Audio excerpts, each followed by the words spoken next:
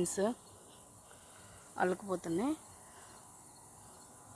దోసకాయ ముక్క, ఇంకా గ్రీన్ పీస్, గిన్నె గ్రీన్ పీస్ వచ్చింది. ఆడ పువ్వు వస్తుంది చూడండి. ఇంకా చూడండి గోరుచిక్కుడికాయ పూత, గోరుచిక్కుడికాయ చెట్లు భలే వచ్చినాయి.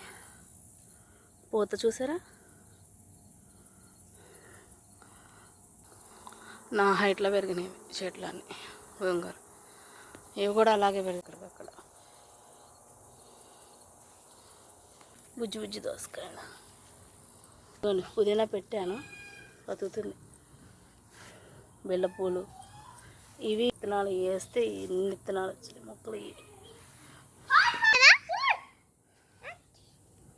బుజ్జి పెప్ప,